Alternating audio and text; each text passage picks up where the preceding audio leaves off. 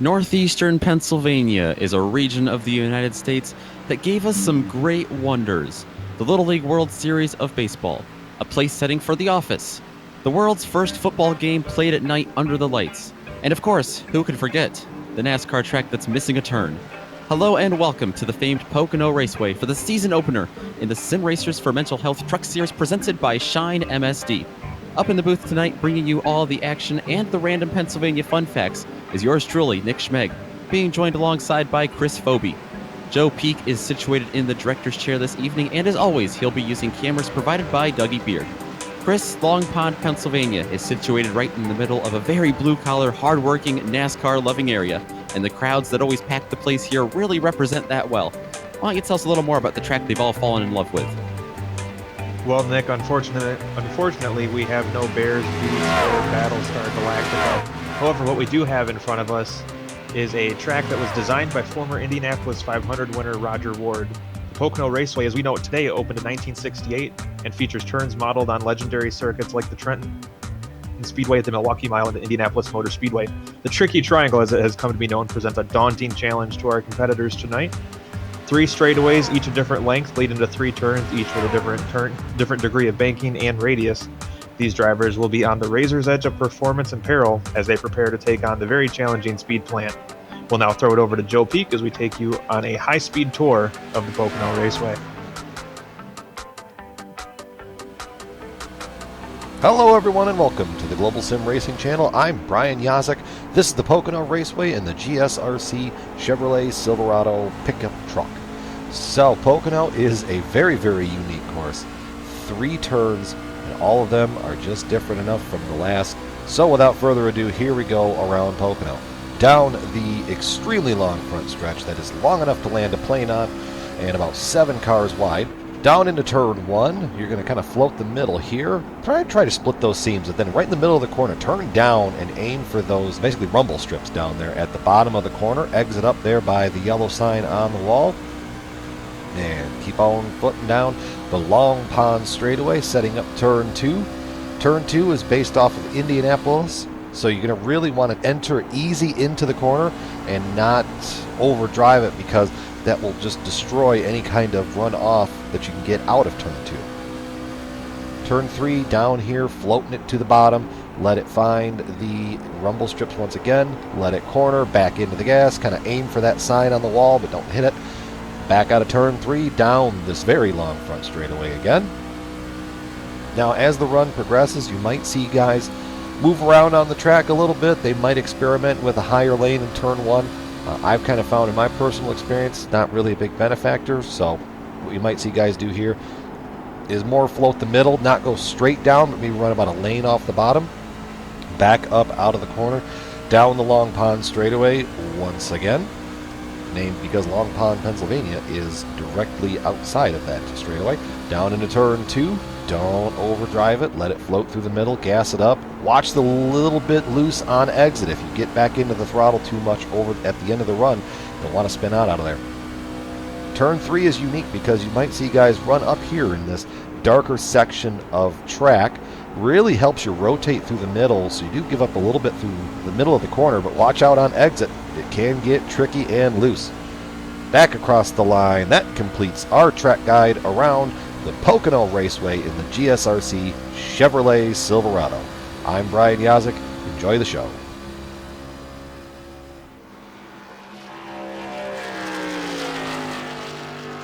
There you see a couple of very long and very unique laps around the Pocono Raceway.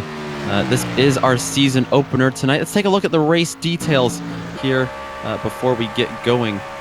It is an interesting one for sure, like I said, and like I also said, it is round 1 of 14. Now, the interesting thing about this series is that they've adopted a postseason format. So beginning in round 9, after the first 8 races, they will go to their version of the chase, which is the top 10 drivers in points. It's not a win and you're in system like NASCAR currently uses. They've got to fight their way into the top 10 in points. We are using the 2 NASCAR trucks that iRacing has, the Chevy Silverado and the Toyota Tundra. We are also using the iRacing fixed setups, but they are going to have to deal with restricted fuel. That is 75% maximum capacity for the super speedways like Pocono. It is a 60-lap race as well, and they are going to have no spare car, or no spare truck rather, for tonight. So it's going to be very interesting. They've got to keep it clean, they've got to keep it fast, and they've got to keep it consistent in this race tonight. Taking a look right now at the trucks on track. It looks like we're still in practice, so got a couple minutes before qualifying, but still getting a good idea of everyone's speed. Yeah, looking at the practice times, Nick, so far they're all pretty close together. Just of everyone that's taken a time, just about the whole field is within 1 second.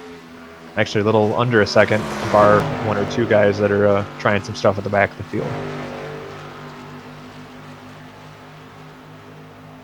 And if you're wondering, my reaction to seeing Pocono as the season opener in any series, I was a little dumbfounded by that. Not normally a track known for hosting such marquee events.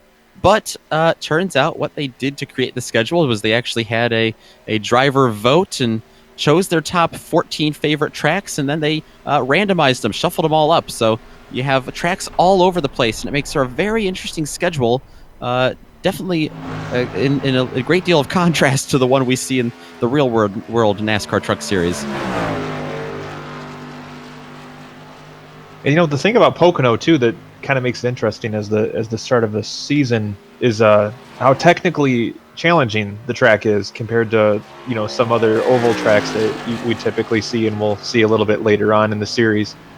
I mean, this is a track that I took a few practice laps here earlier on this evening, and it's so hard to nail every corner. So, I mean, we'll see these guys having to do a lot of give and take, a lot of compromising on how they drive the track, and I think it'll as the Macho Man Randy Savage would say, the cream will rise to the top as far as this race goes.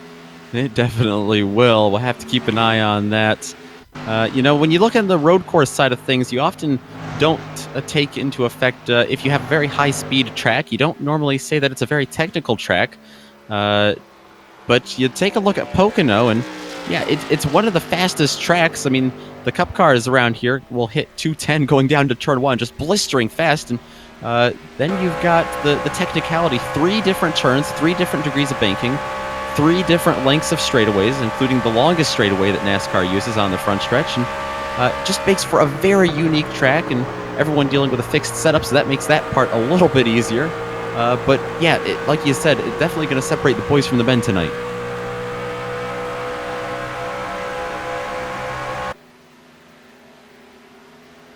That is for sure. I mean, this could be 3 different racetracks that are all just stuck together. Yeah, absolutely. It's a great track to go see in person. I can attest to that. It's a fun one. A fun crowd always gathers as well, and we are showing GSRC going to be showing 8 of the 14 rounds of this series. So Pocono will be kicking things off. It's sure to be a good one. Like you said, give us a great feel for how things are for the rest of the season. Let's take a look real quickly before we get going here at the weather, because the conditions here in Pocono, up in Pennsylvania, have always been notorious for being overcast and rainy and drowsy. Not seeing, we're kind of seeing a little bit of that tonight. It is a bit overcast here. It's 3:30 p.m. virtual standard time. But what is this going to do for them, being a little windy, but also kind of on the cooler side of things? You know, typically a cooler track does lead to a little bit quicker time, so that could possibly see, as far as qualifying goes, some quicker laps, but it also means a little bit of reduced grip once we get to race time. So the fact that it's fairly temperate, not too cold, may see a nice little compromise between those two situations, but nonetheless, it's a nice spring day in the Poconos, so to speak. Practice has wrapped up. Qualifying has begun, and yeah, the lap times here are a little bit quicker with the cooler conditions, but That being said, they're still above 53 seconds each. Very long laps around here, so you really got to be on the ball when it comes to these qualifying laps. Looks like the sun's peeking out here as well. Typical Pennsylvania weather, doesn't know what to do. Yeah, between practice and qualifying, so literally 3 seconds as we watch it, the track temps jumped up to 92 degrees. So going to get a little greasy out there, a little sticky, but should make for a high grip and good race. Wow, yeah. That's might have thrown a curveball to a couple of drivers here as they go out on their outlap. Taking a look at Connor Babel right now. Not going to put in a lap quite yet.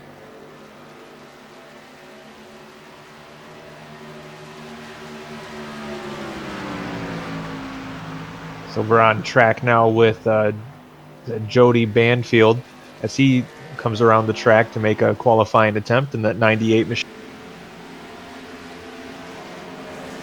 We saw him kind of come out of turn 3 there. And Chris, a couple of the drivers have different strategies when you go into turn 3. A lot of them like to downshift and then punch it back into 4th gear as they hit the start-finish line. But there are a few risks associated with that as well. Yeah, I mean, I can't imagine you want to play fast and loose with those transmissions if you can avoid it. I mean, a bad shift there could mean disaster. And not to mention, in the case of somebody that's as talented behind the wheel as myself, I would probably forget to shift. Well, hopefully they will remember, or if they choose not to, they can get it going. Lots of drivers like to just keep it in 4th, try to keep the revs high and keep the momentum going. I see a couple different varying strategies. A couple of guys I've seen get loose down into turn 1 as well. That is a tricky one. I guess that's why they call it the tricky triangle. Turn 1, you just have so much momentum, and your vision going in there is so limited because it is a very sharp turn coming back onto the Long Pond straightaway. You know, we talked about the difference in track temperature and how much the temperature on the track has jumped up and how much quicker a cool track is. If you look right now, Jared Mogard, who's currently P1 in qualifying, his fast lap in qualifying almost a half second slower than what he ran in practice. Yes, like you said, those overcast conditions we saw in practice are definitely helped. And, Jared Mogard in the 00, currently at the top. Jody Banfield in second, actually third now, because Cody Tripp in the number 21 truck has gone to the top of the board.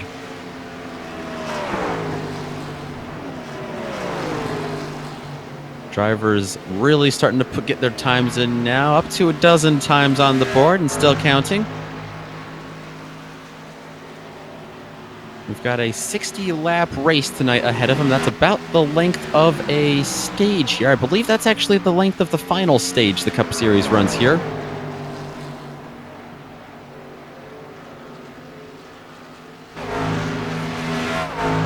So still looks like just a little more than a radioactive handful left to put in a time for qualifying. We have 14 trucks that have taken a time. So Joseph Miele there coming through turn number 2 around the famous Pocono hedges there on the backstretch, which, believe it or not, if you're new to NASCAR, that used to be the catch fence out there. Thankfully, they've improved on those safety modifications. sure Bobby Allison probably thankful for that one. Yeah, that's a good lap for Joseph Miele. That's gonna put him up to second with a 54.8 flat. A couple of the times separated by quite a few milliseconds up at the top. Cody Tripp with a 7.44, and Connor Boris in the 52 has just put himself up into second with a 7.58. That is going to wrap up qualifying here at Pocono. So let's take a look at the starting grid. It's Cody Tripp and Connor Boris on the front row, the 21 and the 52 truck. Joseph Miele and Jared Mogard going to follow them in third and fourth. Row 3 is going to go to Cole Bushman in the 2 and Nate Stewart in the 13. Row 4 going to be Jody Banfield in the 98. Adam Hufeld going to be alongside of him in the 23. Jason Stewart and Todd Slauson will round out the top 10. As we get to the second page of our starting grid here, starting P11 is going to be Jake Van Wazer with Rory Gamble next in line. Then William Kruska in the 88 and Jack Wells in the 80 will be in lucky number 13 and 14. Jack Wells will be next in line in the 80 truck with Scott Rickard, Ty Marasco, Connor Crichton, Brandon Randa, Connor Babel, and Brandon Anderson completing the field.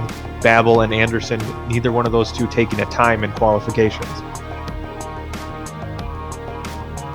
Yeah, and we see the trucks grid up on the pit road here. It's pretty awesome how iRacing's done this with the latest build of Pocono. With the that's exactly how they'll line them up in real life too. So gives them the full realism effect here as they pull off one by one, peel off, I should say, and follow the Mustang pace car once everyone gets gridded up here in Long Pond. It's a long front straightaway.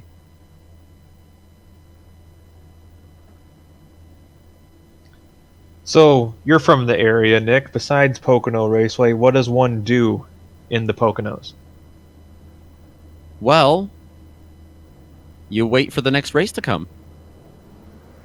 It's going to make that doubleheader weekend a real downer. Well, I am looking forward to it. We'll see how that plays out. Definitely interesting. It's interesting to see the trucks and the Xfinity drivers in series as well joining that doubleheader weekend.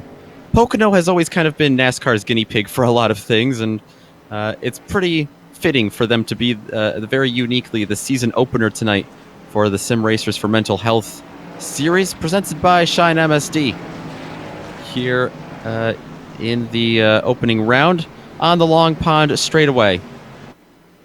Headed down into the treacherous turn 2, which a lot of drivers like to try to take side by side, sometimes even 3 wide, and history, if it repeats itself, will show that that might not work out very well. Yeah, it's one of those situations where probably discretion is the better part of valor, because, going 3 wide into that corner does not look like it would work out very well. We'll see how brave these drivers are tonight. We'll see how much they want to fight for it. They've got 60 laps to do that.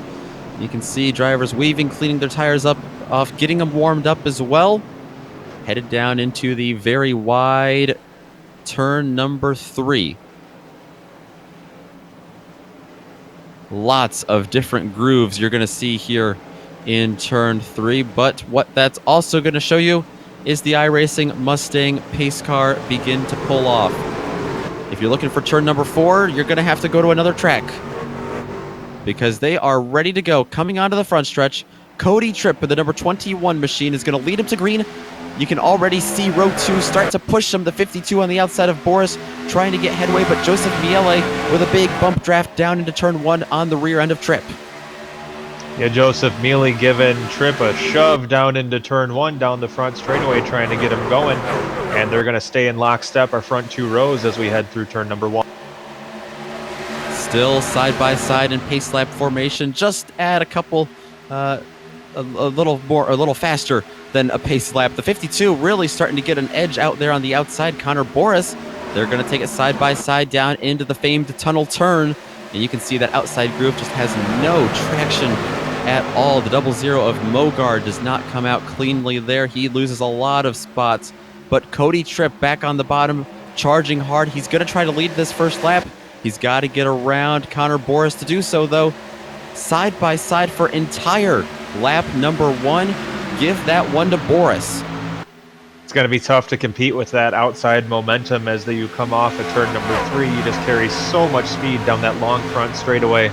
And with how somewhat aerodynamic dependent these trucks can be in that type of situation, every bit of momentum helps out. And you talked about the aero dependency of these trucks. You saw Joseph Miele weave down into turn 1 and then come back up on the track to hit his mark. Yeah, they get a huge draft, especially on the front stretch here, but these other straightaways as well. Lots of tow here for these trucks to fight for in contention with each other.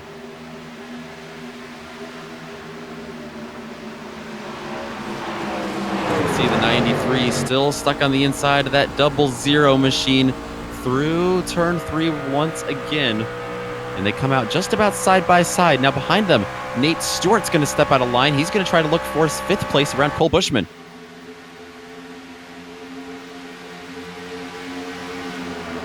Couple of guys brave enough to try that inside line into turn 1. Ooh, the 2 of Bushman getting stuck onto the outside. That's going to cause a bit of a stack up coming onto the long pond straightaway. You can see them all try to go down underneath them. Looks clean so far.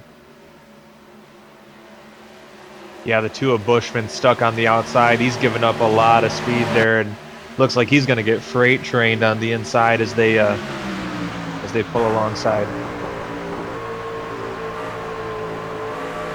Back down into turn 3. Right on board with Stewart on the inside. This is looking more like a restrictor plate race. You can see them all really start to stack up here on the front stretch. They're going to fan out like they also often do here at Pocono. Almost going 3 wide, but Stewart's going to think better of it. Yeah, it's a bit early on to get that brave. I think these guys using a bit of common sense here in their early running, and they're going to try to preserve their race. Getting there this early on probably doesn't do anybody any good.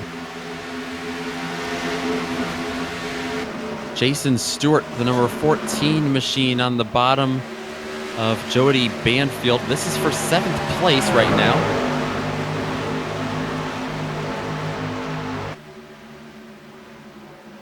Back down into turn 3.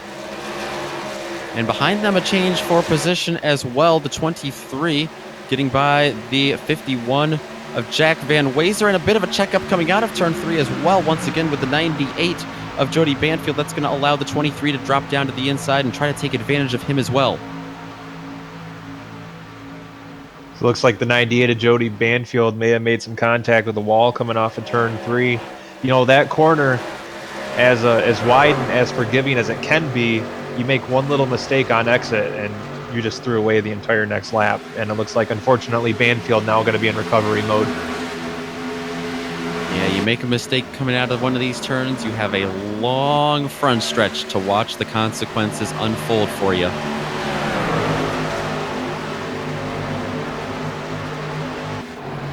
Oh, and we're going to have to check back in with our leaders for the first time since the start of this race, because we've got a battle. They've caught each other, and actually for 3rd place right now as well. Cody Tripp seems to have actually fallen through the field. Connor Boris has taken the top spot. Yeah, it looks like Tripp may be falling victim to Jared Mogard in the 00 truck as he pulls ahead as they head into turn number 1.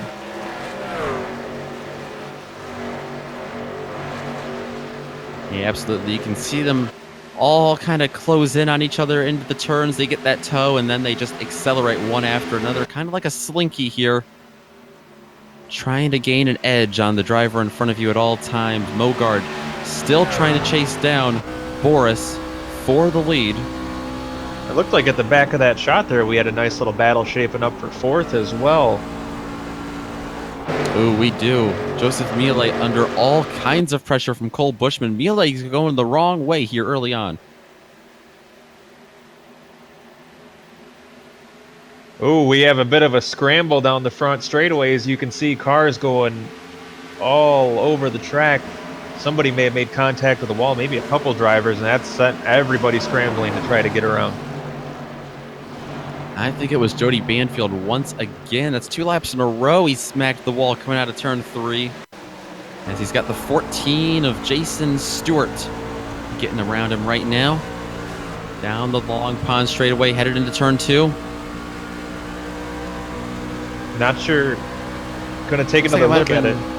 Might have been Jake Van Wazer in the 51 as well.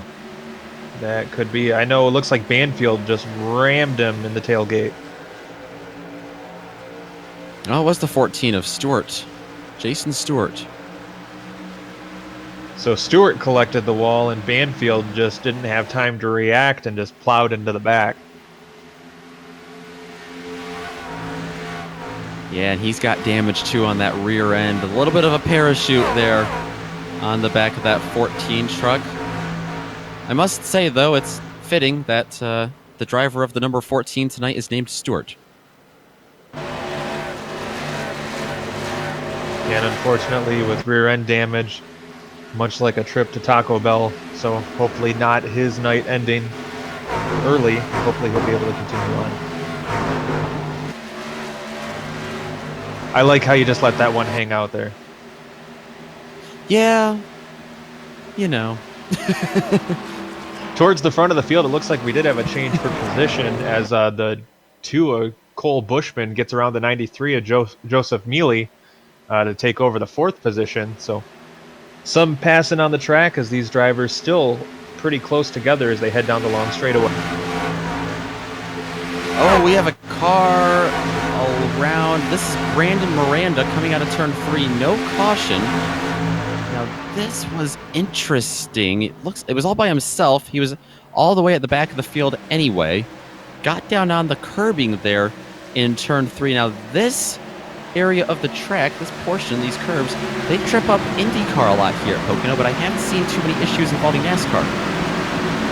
Yeah, he was well below the curbs. He was down, I think he hit the access road and was down in the grass before he spun out. This was a driver I was actually watching quite closely in the practice session earlier on today. He was one that had quite a few incidences, which I can't say that I blame him around a track like this, but a driver that was unfortunately trying to test his limits, and unfortunately he exceeded them just a little bit. And the caution flies.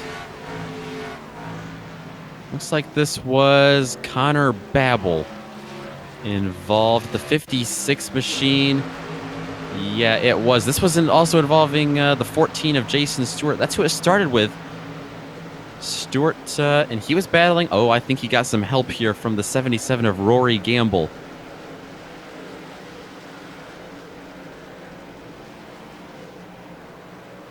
Yeah, it looks like that's exactly what happened. Got a little help there in turn 3 from Gamble. Sent him around as we ride on board with Rory Gamble.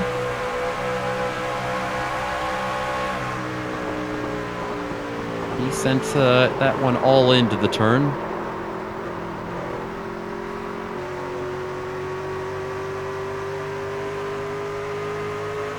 Mohegan Sun Casino, just down the road from Pocono Raceway. I'm sure Rory, with a last name like that, might be headed there after the race. But hopefully he doesn't throw away all his cards here early, because that would not be a fun night.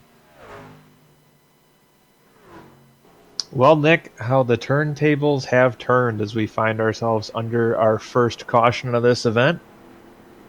What do you think these guys are thinking strategy-wise? I know they're on limited fuel. Do you think anybody possibly stops to take a splash, or you think they're going to be good to go? Well, you know, it's going to be interesting because they do have that fuel limit, the 75%, and yeah, that's definitely going to come into effect here. But they're going to need to stop anyway. I don't think there's any, sense in staying out here on old tires. After 10 laps, you might see the professionals do it, but if you have an endless supply of tires, I think I'd dive into that stash here early on. And I wouldn't be surprised if we saw Boris do that, but at the same time, also wouldn't be surprised if we saw a couple drivers experiment, maybe take 2 tires or maybe stay out. Well, if there's a time to do it, it's definitely going to be this early on in the event. After this, you still probably have close to 45 laps left by the time we go back to green. Yeah, these are long pace laps around here, and it looks like, everyone gonna come in. Don't see anyone opting to stay out. They all bunch up right at the pit road entrance. Pocono actually known for quite a bit of pit road incidents. You wouldn't think it would be, being so long, but It has been known for its fair share of chaos. Hopefully no one has any issues. No one slides the stall here. And we've got issues. The 51 is actually turned around Jake Van Wazer, so I might have spoken too soon. Just hot getting into his box. Actually, he might have missed his box and tried to overcorrect for it.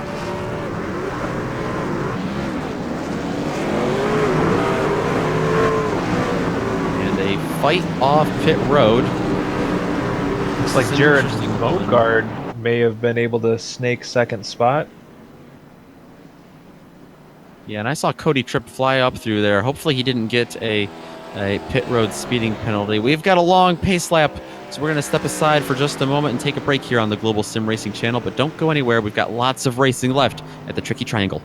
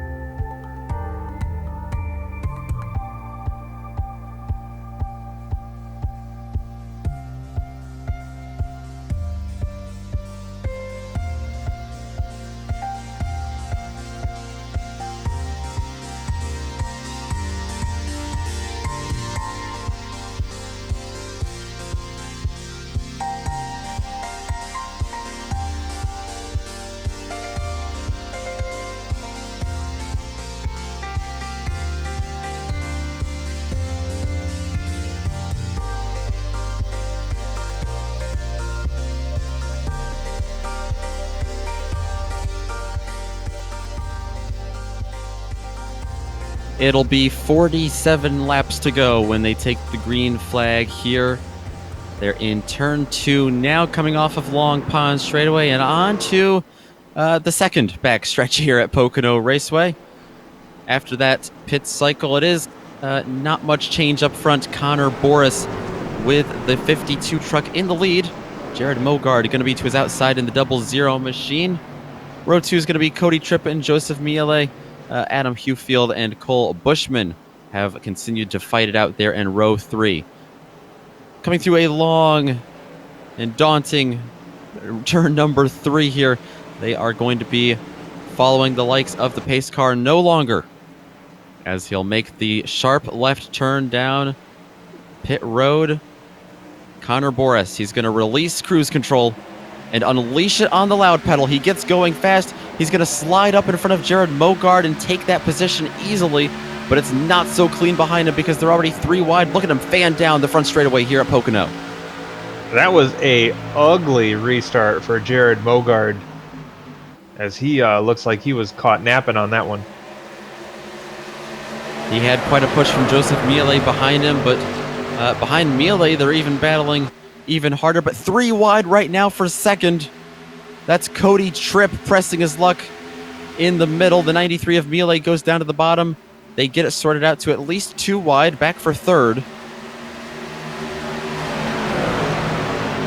And it looks like that's going to be the 93 of Miele working out. But how about Cole Bushman fighting his way up through the field, because he's already up there in the mix. He had a great restart starting back in 5th.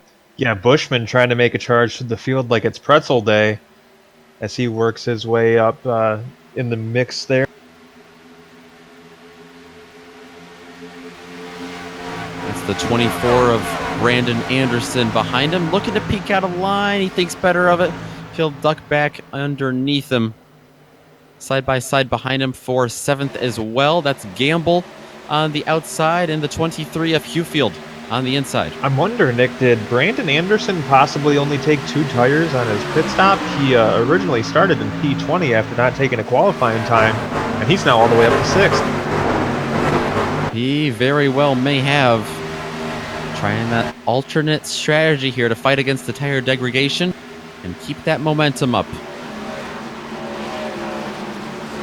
Nothing up front to take a look at. Connor Boris still has a lead. We'll go there if Mogard can chase him down. He's starting to, but it's a big gap back to 3rd with Miele, Tripp, and Anderson fighting for 4th.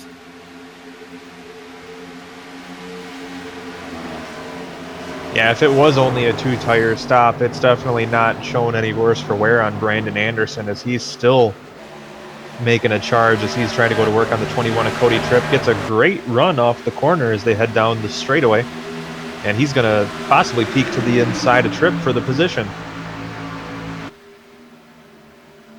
He's looking. The tunnel turn not always where you want to make that work, so I think Anderson might want to wait for turn 3 or turn 1 even to try to get around the number 20, or 21 rather.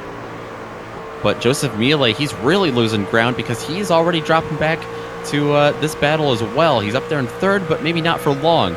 See what kind of draft they all get down the long front straightaway here.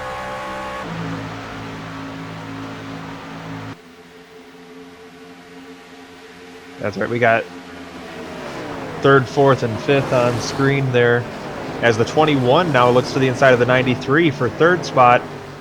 Not able to make the pass, but the 24 of Anderson now to the inside as we head towards turn number 2. They're going to be side by side as we head into the 2nd turn, and the 21 car way up the track, 21 truck that is, and now that's going to open the door for Cole Bushman to try to take over the 5th position. Yeah, Anderson got underneath them, and that really hurt him because, like you said, Bushman looks like he might clear him, but I think this momentum is going to shift to the high side coming out of turn 3 and back onto the front straightaway, and it does so. Cody Tripp is going to gain that position for now, but they're still side by side, and you can see just how long of a straightaway that is that allows Bushman all the time he needs to slip back underneath them and gain his footing for the next lap.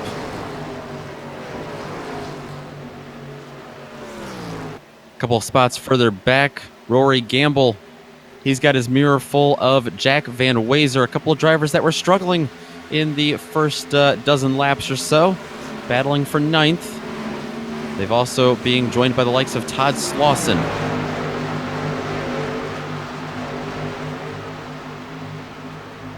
I believe that's William Kruska up in front of Gamble.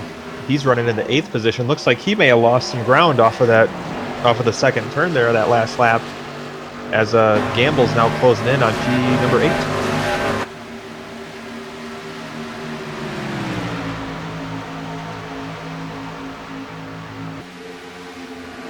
Good run for Kruska so far. If you discount Brandon Anderson not qualifying and moving up to 4th from 20th, Kruska might be, he is your biggest mover of the night so far in the first third of this race, coming from 13th up to 8th. Oh, we might have a change for position up in P5. Cole Bushman was taking another peek down to the tunnel turn, but couldn't quite get around Cody Tripp there.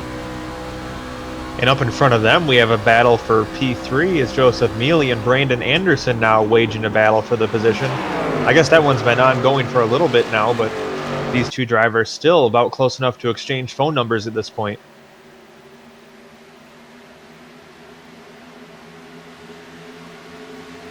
And the 21 of Tripp may be able to pick up a bit of a tow on the 24 truck as they head into turn number 1. Yeah, and that time around, that was a great example of just how much draft they get here, because the 21 really had quite a bit of a gap, and you can already see that grow. But yeah, he got a huge draft. The slipstream from the back of Brandon Anderson's number 24 Silverado really tightened him up going down into turn number 1. Fighting for that position as well. Still, Anderson trying to take a peek under Miele. Miele looks a little squirrely coming out for turn 2. Is that 24 a Silverado or is it a tow truck, as the 21 gets right up to his tailgate and not able to make it happen into turn 3. The 21 gets a little bit loose and now falls back into the clutches of Cole Bushman once again.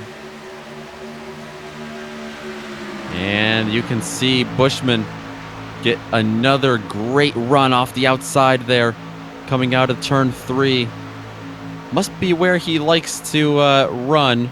We've seen him a couple times now on the outside of turn 3 and even the outside of turn 1. It doesn't look promising when you go into turn 1 on the outside, but you might be able to get a big run out if you don't hit the wall. He stays off of it. Yeah, if he didn't touch the wall, then he was close enough to make the wall very uncomfortable. Well, he has succeeded in his mission of getting around Cody Tripp. He almost got tripped up himself, though, getting around him, because that was close, as he now sets his sights on the 2 truckers ahead of him battling for 3rd. That's Joseph Miele and Brandon Anderson still.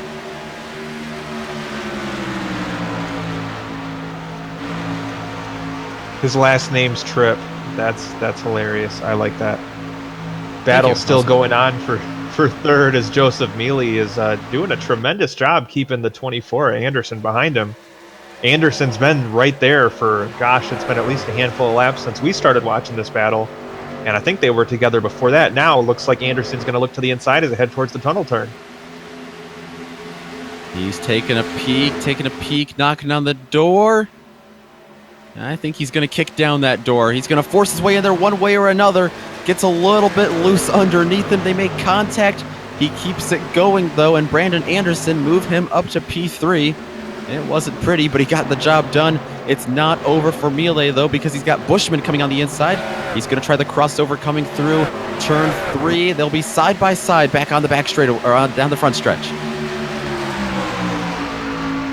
Look at that push he's getting as well from Tripp. Yeah, Cody Tripp making his choice on who he wanted to get ahead of that battle, as he gives Bushman the shove down into the corner and tries to use the momentum to get to the outside of Miele. Ooh, Bushman, I think he might have kissed the wall there. And now they're going to look to be 3 wide heading into turn 2, and I'm going to have to close my eyes for this one. It was a close call there for sure. Miele was all over the inside of Bushman and Tripp. Tripp's now going to be... Miele's going to slide right up in front of Bushman. Yeah. The momentum, though, shifts back to the 2, and the 21's coming hard on the inside as well. I think Bushman got a bit of a nose job on that one. I think they're all trading paint for those positions. Behind them, trucking the wall, Bill Kruska. That's going to allow the 23 of Adam Hufield to get around him.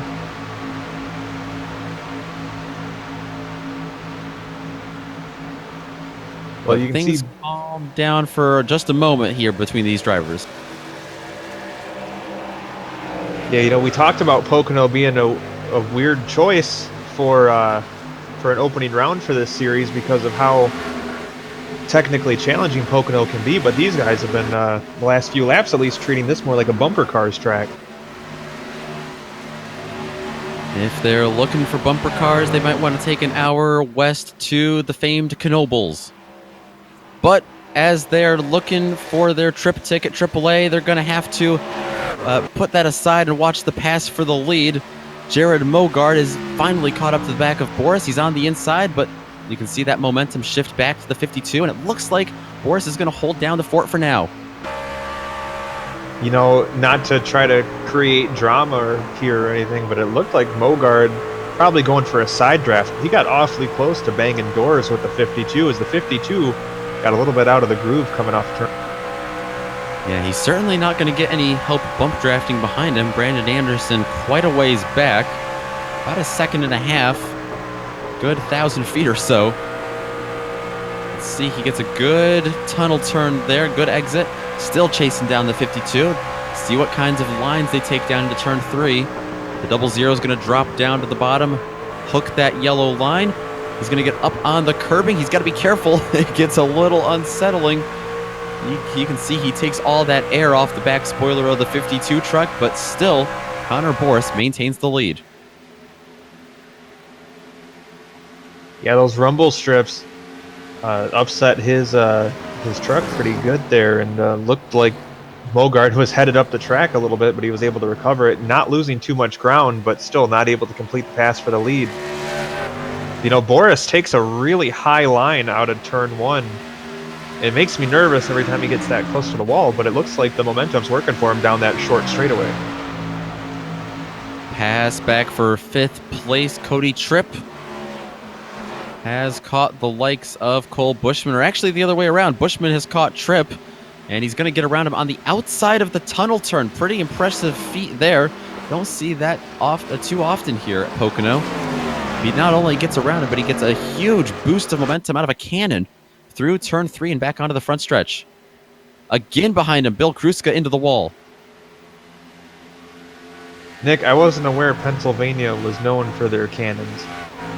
Well, they are a little too far north for Gettysburg. That's just about it.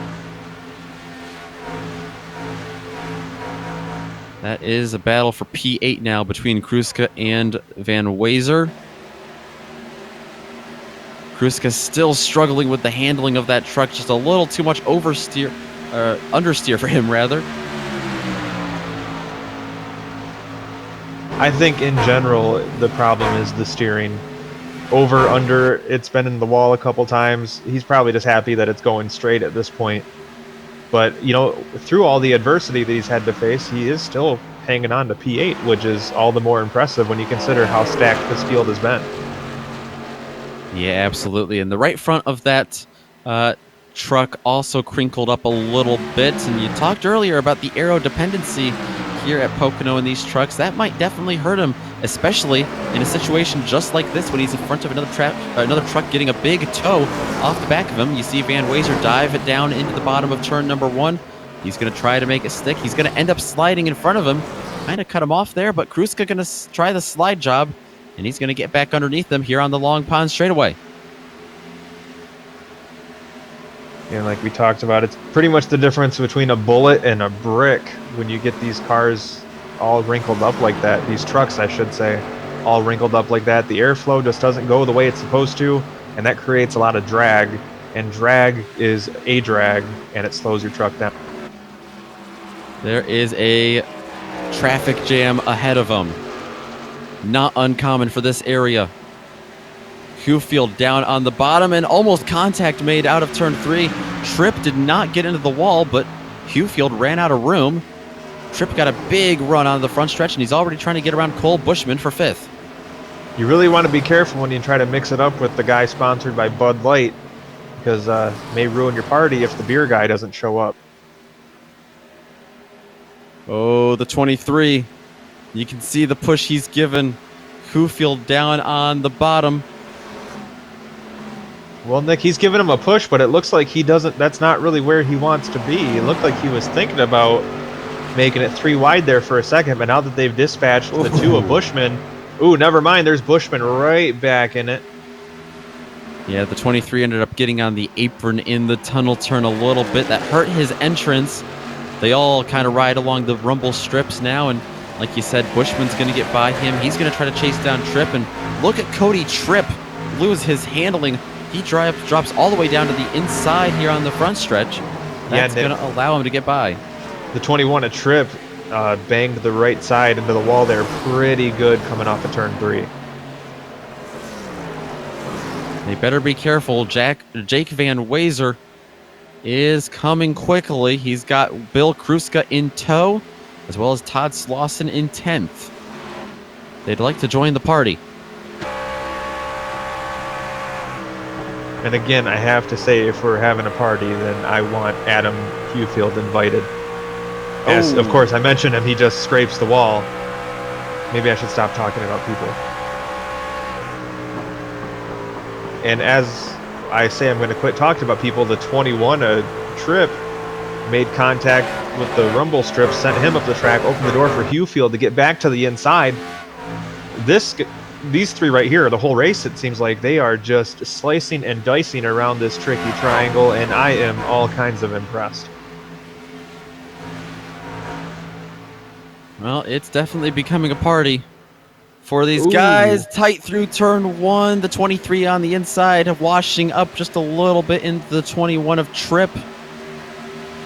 They're also just about side by side behind him. Slauson has gotten by Kruska for 9th.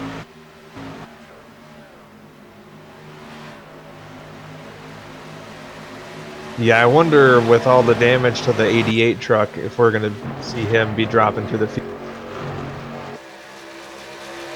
And another party on track. It is the lead. Mogard once again has caught Boris, but once again you see Boris on the outside defending. And that's where all the momentum is. But Mogard, he's got a great run down into turn 1. Is this where he makes the pass? That 52 truck has taken a really interesting approach out of turn 1 all race long, and it doesn't give him as much speed as it seemed to before, but now he's inching ahead of the 00 as they head towards turn 2. All this battling has allowed Brandon Anderson in the 24 to catch him as well. He was 1.5 seconds back. Now he's less than half a second back, and he is just about to join this party and also have a huge effect on it aerodynamically. He's given the 52 a lot of help on the outside. I'm sure Jared Mogard does not like seeing that. Oh, Mogard gets loose on the inside. He's going to wash up in front of the 24 out of turn 3, and this is looking good for Brandon Anderson to move up into second place. That curbing has really been a headache for a lot of drivers today. So now as Connor Boris has settled back into the lead, the battle is on for P2 as Brandon Anderson led at the line, and he's now going to be just about clear. Ooh, that was close. That was a bit of pushing and shoving from the 00 of Mogard. I don't think by choice, though. He just didn't want to let off the gas when Anderson got in front of him. Washing up a little bit more through turn 2. Yeah, looks like the 52 of Connor Boris may have been trying to watch the same race we were in his rear view mirror and lost the truck there for a little bit. But he's settled back in as the battle is still on. Tight once again with one another through turn number 3. That plays out in the hands of Anderson very well on the outside. And he's already not only gapped Mogard, but he's chasing down Boris just like that.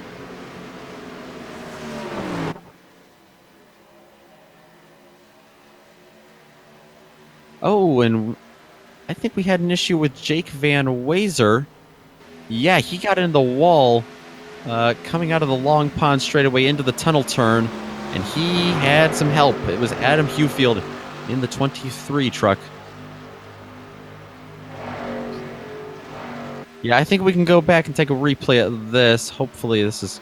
it's hard to tell. We'll give it a shot, see if we can get a replay here for you.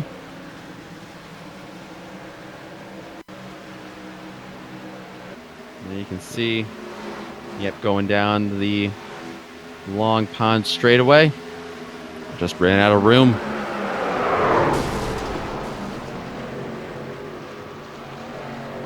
Well, that's a tough break for Jake Van Wazer. He was having a pretty solid race. And especially one of those scenarios where you kind of wish the caution came out in your favor. These long pace laps here, they can often give you enough time to fix your damage and get back out on track. And as we look back out on that track live, that battle for the lead is raging on. This time, though, not with Jared Mogard, with Brandon Anderson. That's a customer that Connor Boris has not been familiar with throughout this race. So he's going to have to defend... a new character up front, and actually, no, we got they are green going flag into pit the pits. stops. Oh boy, all at once.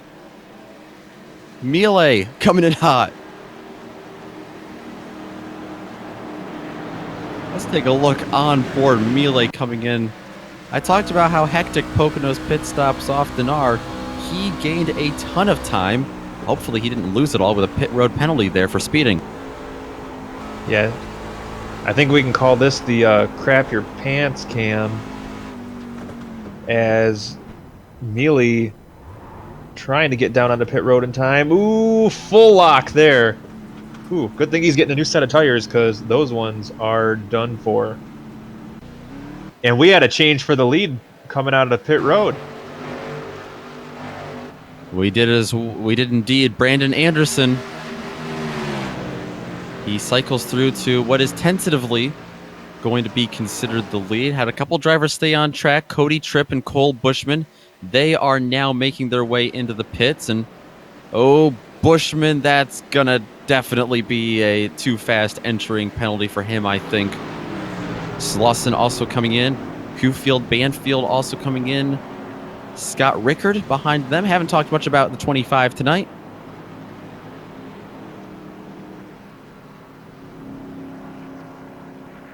So green flag pit stops underway. It's amazing how coordinated everybody was. Ooh, the 00 is heading back down pit road.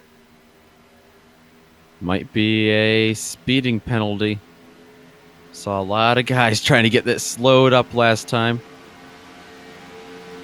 Well, if so, that is a terrible break for Mogard. He was having a tremendous race. He was up there in the battle for the lead for a good portion of the event, and looks like a penalty may come and bite him.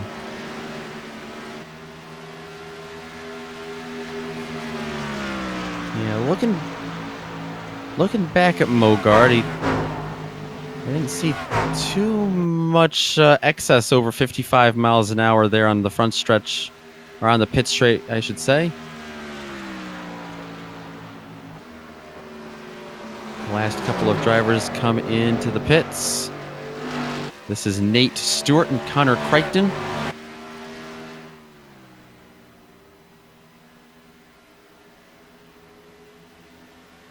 That's going to cycle out Brandon Anderson to the lead, who we saw jump Connor Boris there.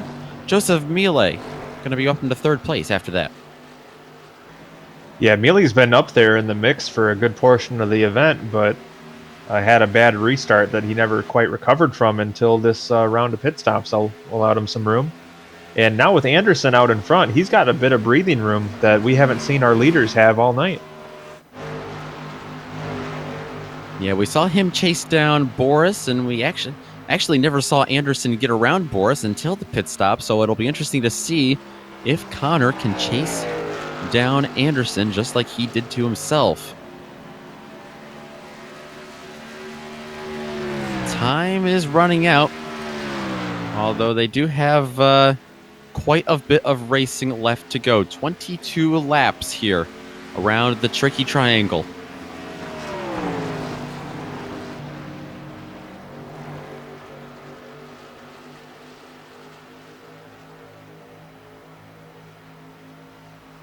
So, Nick, what do you think we're looking at for the rest of this event? You think these guys will be running to the finish now after 2 stops? Well, they made it this far.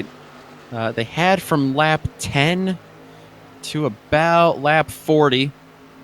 So I would estimate that they have gone a little more than halfway on that pit window, and they're good to go to the end, at least on fuel. Now, we have seen tires burn up a little bit here, and especially with these tight conditions some of the drivers are facing, that'll be interesting. Looks like we've got a battle for what is 6th right now, Hufield and Banfield. Well, after having some issues on the inside line and getting tangled up with Jake Van Wazer earlier, you think Hufield maybe trying to take it a little bit easier on the outside, or you think maybe it's just the momentum that he's looking for? Well, time's running down. I can't imagine he's holding back anymore. Going down into turn number 1. You can see that momentum shift back and forth, getting tight through the apex. Oh, that was close. Maybe a little too close for comfort. Banfield's going to end up falling back in line as the momentum shifts back to Hufield. Coming through turn number 2, the tunnel turn. You know, Hufield has not hesitated to play with that apron in the tunnel turn, and it's came back and bit him a couple times, but he is definitely one to live on the edge. Yeah, that's the apron in turn 2 hurts you. Probably a little bit worse than the apron in turn 3, because you just saw there Hufield was running all over those rumble strips down in there in turn 3 as well. The turn 3 rumble strips here at Pocono, they second bumpiest place in the whole venue, next only to the parking lot.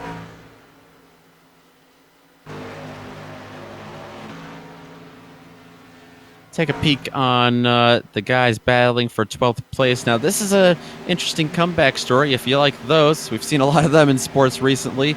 Brandon Miranda, after spinning earlier on, actually never had the caution come out for him. So the fact that he stayed on the lead lap, he's up in 13th and chasing down Cole Bushman, who's trying to recover from a pit road speeding penalty. Well, that is one of the advantages to having such a long circuit as we have here at Pocono, 2.5 miles in length. You can have an incident like Miranda had, and with a caution falling at the right time, not too long after his spin, he was able to catch up to the back of the field and is now working his way back up through the field.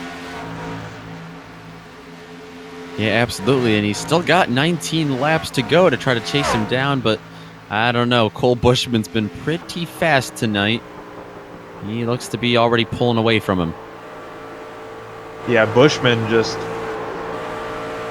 kind of threw away his position there on that caution flag, or on that pit stop. Words are hard. And you know, he's in recovery mode, but something you can see in a lot of drivers is you get that penalty and it makes you mad.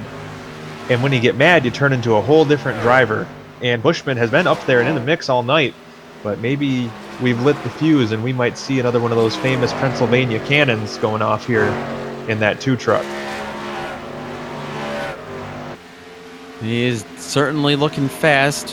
While that was happening, we had a change for position in 8th place. Connor Crichton has gotten around Bill Kruska. He's going to now be chasing Jody Banfield, who is in a battle of his own. He's with Adam Hewfield for 6th down the Long Pond straightaway right now.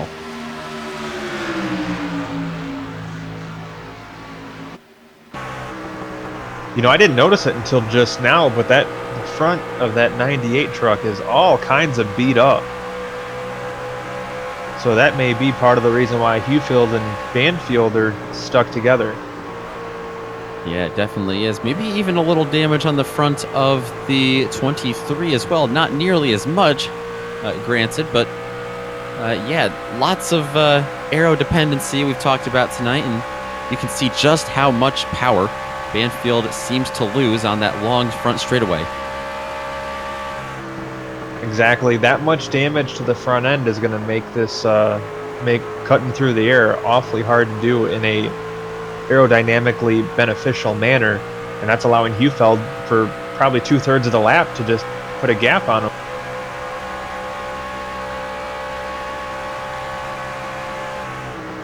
Now ahead of him, up in 5th place, this is an interesting one, Todd Slauson. He has only made 1 pit stop this whole race, so he didn't come in on that first stop, it looks like. He just came down under green flag conditions, I would assume.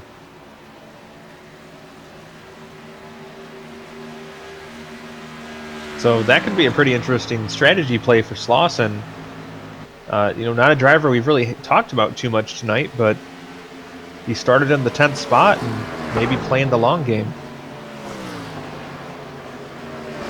It's working for him so well. He took a bit of a high line there through turn 1. I don't know if that was intentional, but he's got a long ways back to losing another position, especially if Hewfield and Banfield keep racing the way they are right now for 6th.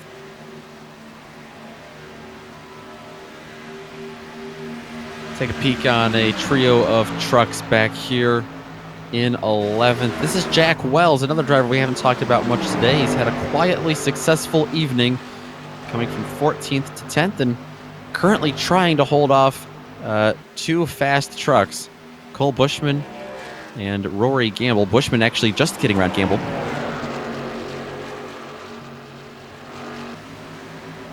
Yeah, Bushman still on his charge back up to the field after the pit road penalty, as he now pulls up to the tailgate of the 80 of Wells as they head into turn number 1. He's taking a peek underneath. We'll see if that momentum shifts back to the 80 truck. I don't know, Nick. Bushman has been so strong all night. Yeah. it's going to be, but as I say that, Wells is hanging there with him. He's not quite pulled even with him, but nope, going to lose him as they head into the tunnel turn.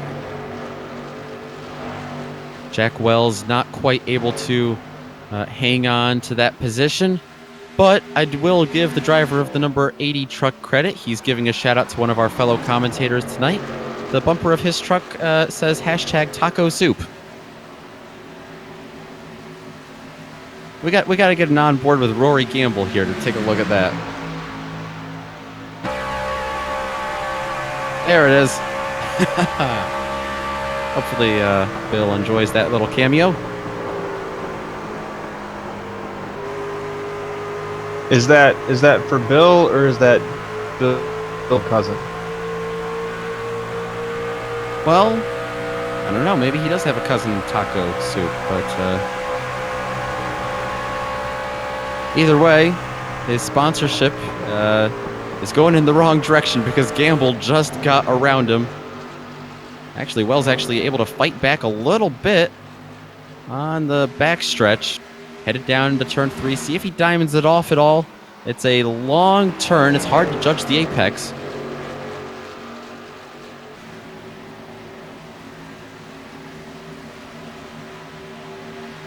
Well, unfortunately on that battle, it looks like our bowl of taco soup has run dry, as the 77 of Gamble will have the advantage as they head back off into turn number 1.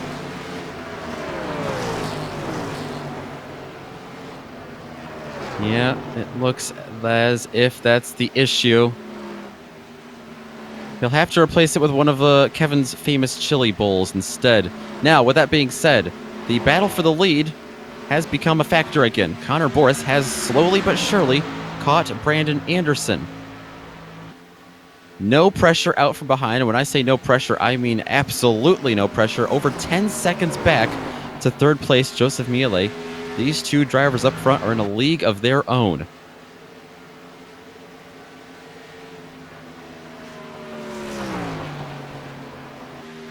Yeah, Anderson treating this like a 5K fun run for awareness, as he and Boris are just a huge gap over third spot.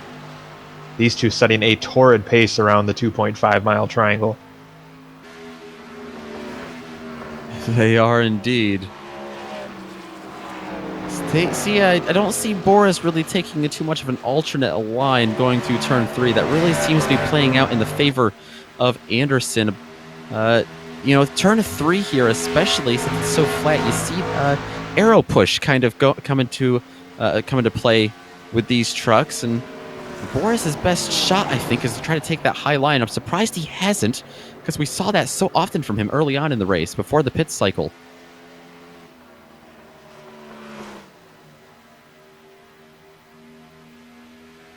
It'll be 10 laps to go at the line.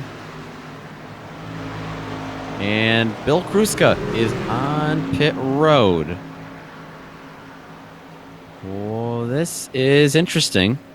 I don't see any recent incidents, so maybe they're not good for fuel this whole rest of the way. It looks like he's taking tires as well, Nick. I don't know. Just right sides? It's a 2-tire call from Kruska. So we'll see how that plays out for him. Well, I mean, he was running a fair ways back, so probably nothing to lose there by taking a couple tires and seeing if you can gain some time, and could also be the fuel game not working in his favor. Looks like he's going to lose a lap, though. He was pretty far back to try to stay on the lead lap and try to play the Delta game. So if a caution were to fly, he would looks like he's going to be the lucky dog if that's the case. Ty Marasco is also a lap down.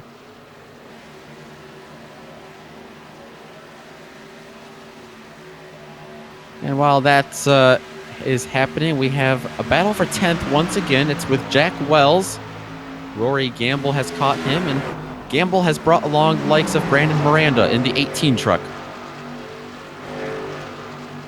Well, it looks like Jack Wells, not Kevin's chili. He's more of a big tuna right now, as he's gotten back around the 77 a gamble and is running up inside the top 10.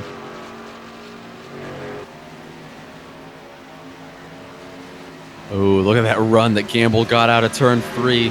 Just about pushing the 80 in front of him. Yeah, Gamble's got a whole face full of taco soup right now as they head off into turn 1. He's going to go the low side of Wells. He's going to get a big run as well. I wouldn't be surprised if he tries to make this work down the long pond straightaway. He's going to think better of it. He also has Brandon Miranda to worry about. He comes up to block that spot off. Miranda, though, looking down low. Ooh, Gamble got on the apron a little bit. That upset his truck. And now Miranda going to look to the inside. Kind of out of nowhere, Brandon Miranda taking advantage of Rory Gamble being so aggressive trying to get around Jack Wells. Miranda down to the inside of turn 3, uses those rumble strips to his advantage. But you can see out of all those efforts, it's not going to work. Gamble uses that momentum on the outside and the draft from Wells to bring his truck forward. Yeah, Miranda gonna stack him and re-rack him, and he's gonna give it another shot here, probably in a lap or two. But Gamble now right back up to the back bumper of Jack Wells. These guys have been coming and going, and it seems like as soon as one battle fades, another one picks up. And as that's going on, we're gonna head up front. We have a pass for the lead. Connor Boris now ahead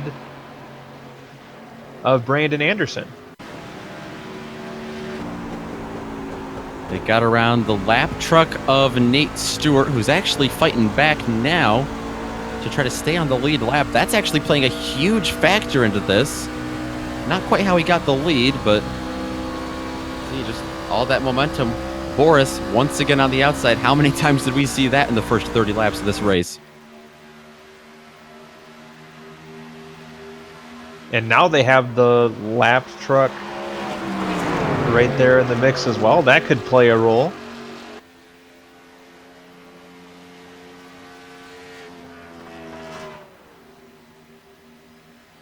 This is interesting. He's trying to stay on the lead lap if a caution were to come out, I suppose, but he'd have the lucky dog spot.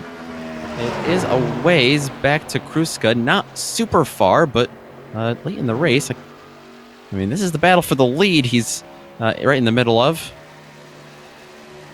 Yeah, I can't imagine that Connor Boris and Brandon Anderson, especially Brandon Anderson, are too excited to have Mr. Stewart in the mix there.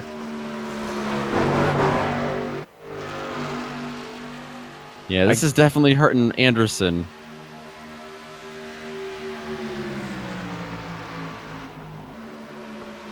Guess that's what happens when you drink too much Mountain Dew before you get on iRacing. Sometimes you just want to go up there and fight with the leaders, even if you're a lap down. I believe it was Robbie Gordon back in what was then the Nationwide Series at Montreal pulled off a similar feat and had a meeting with NASCAR after the race in the hauler. But with the penalty, I mean, Robbie Gordon at least had a claim to the lead. I'm not sure what exactly Stewart's trying to accomplish other than to possibly get himself back on the lead lap. Well, regardless of the objective, Connor Boris is loving it. It's a great buffer in between him and Brandon Anderson. They work their way back on the straightaway in between turns 2 and 3, bypassing the largest solar field in the U.S., I believe. Definitely the largest one at Pocono Raceway.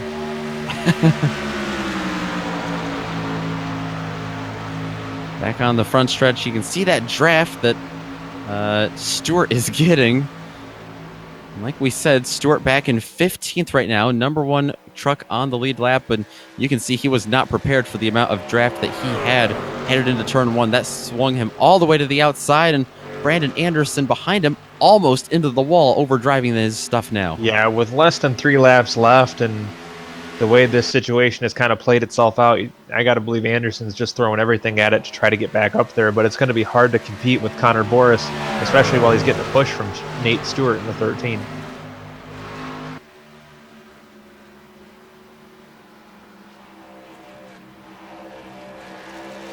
Pretty fitting that someone named Stewart is pushing the driver with the Stewart Friesen paint scheme in the lead. 3 laps to go here at Pocono Raceway. 3 more laps that Connor Boris has to overcome the 9 very unique challenges ahead of him.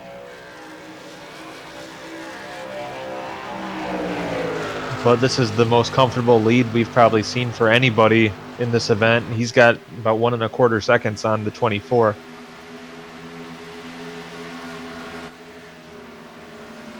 Yeah, the 24 Anderson searching around the track, trying to find the right entry into the corner. And I'm just not sure if he's got enough time. Looks like Stewart was taking a peek down there in turn 2. I really hope that does not become a factor late in this race.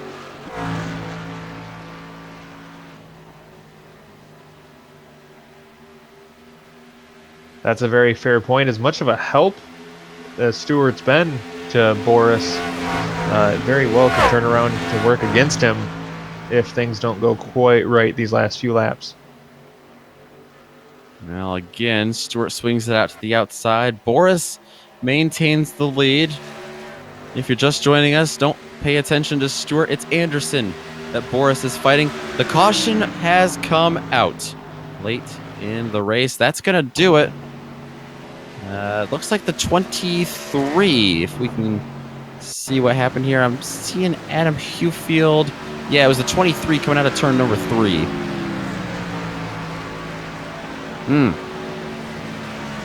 By himself, it looks like.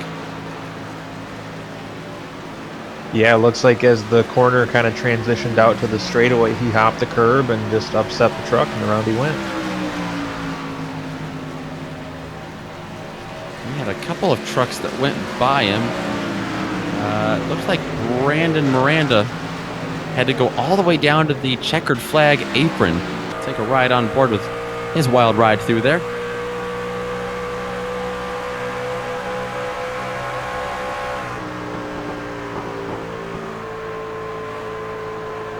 Good thing about the front stretch at Pocono, as long as it is, it's also extremely wide, 800 feet wide.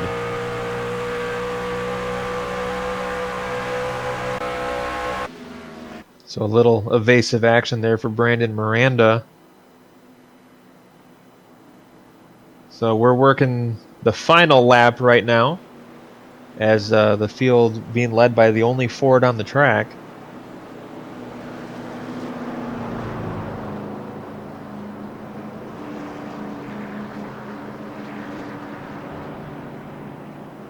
So probably not the way he wanted it to happen, but it looks like Connor Boris is going to be taking the checkered flag this evening. It does look like that, and I must correct my latest comment. That front stretch is most certainly not 800 feet wide. That's 80 feet wide. It's been a long night here in northeastern Pennsylvania. Well, you did have to book it from Richmond Raceway up to Pocono Raceway in all of 30 seconds. So I think we can forgive you on that one.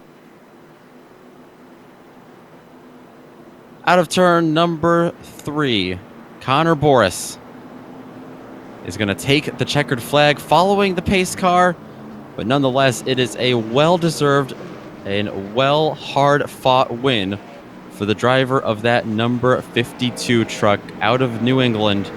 He's going to win the season opener here in the Sim Racers for Mental Health Truck Series, presented by Shine MSD. We're going to step away here from the action for just a moment. When we come back, we'll have driver interviews and the race results.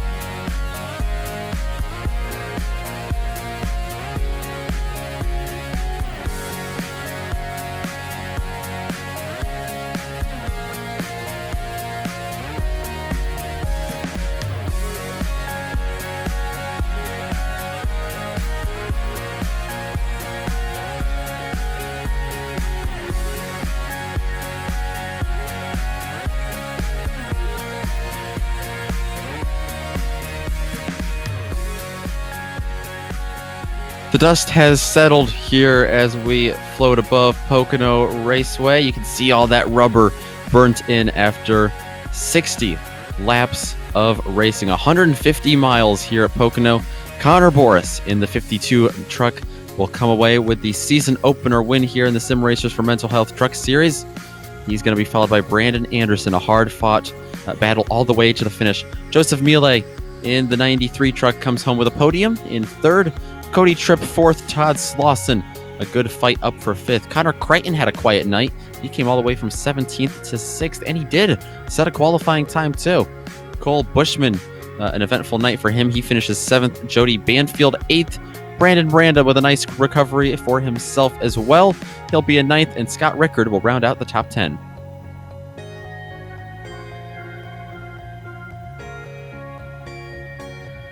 Sorry. All right, sorry about that. Going from 11th place, Jack Wells, and then Adam C. Hufeld is going to be in the 12th position. Rory Gamble 13th in truck number 77 with Jared Mogard next up in line in the 00. Nate Stewart in the 13th was 1 lap down, or in the 15th, 1 lap down. Bill Kruska in the 88 will be 16th. Then Ty Marasco, Jason Stewart, Jake Van Wazer, and Connor Babel are non-finishers. After a long and hard-fought race, looks like we've got our winner to talk to. Connor Boris in the 52 out of New England. Connor, hard-fought win. Great way to kick off the season. Hopefully he's got a copy here soon.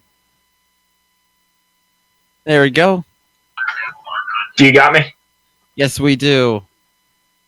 Hey, what do I do? All right. Got about a fucking second. Looks like we can't get reaching. Well, Connor, that was a hard-fought win. It's a great way to kick off the season, really, here in the season.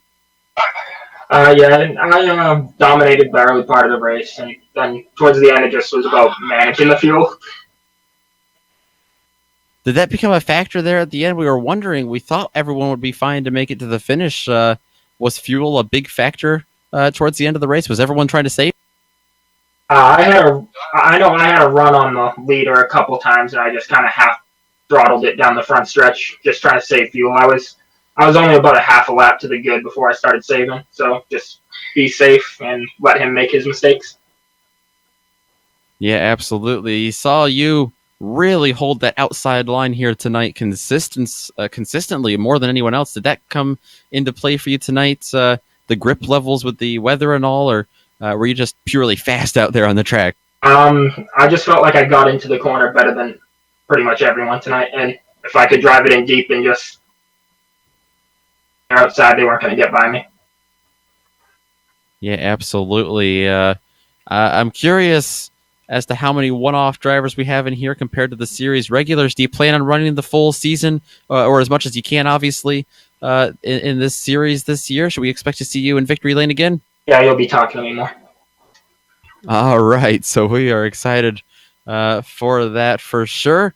Got Darlington next week. Is that a track that suits your ability? Absolutely, I love Darlington. All right, well, hopefully we'll get a good report from that race and hear that you ended up with a great result. But Connor, go celebrate your win in the Keystone State. Congratulations on this one. Thank you. That was Connor Boris, your winner here tonight. We have our third place driver as well. That's Chris, you've caught up with. Yep, we're down here with Joseph Mealy. Joseph, kind of an up and down day for you. Had some adventures getting on pit road and a couple interesting restarts. Tell us a little bit about your day out there. Well, I don't know. I didn't really get as much practice as I wanted to into this thing blind and just followed these guys around. So, I don't know. Yeah, pit road's very interesting. Almost lost the thing. I don't know. I thought I had something for them there. I knew we couldn't beat them on outright speed, so fuel mileage might be the way to do it. And bummed that caution came out. So I think I had saved enough. I was 3 to the good. I don't know how they were. Yeah. Very cool. Well, hey, Joseph, I know we have Darlington coming up next week. What do you think about that course as far as it suits your driving style? And Darlington's my favorite racetrack.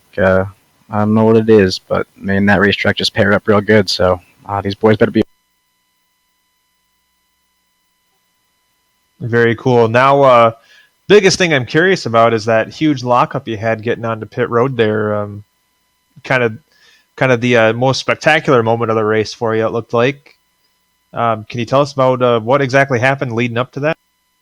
Well, my biggest thing on the race, there's so much time to be gained coming on a pit road, and that's just what I was doing, just trying to gain time. And I'm still not entirely familiar with the repave, and I wasn't sure where the timing line was, and almost blew right through it. But somehow I got it slowed down, and that's all that really was. So other racetrack will be better at that, but Pocono got to learn.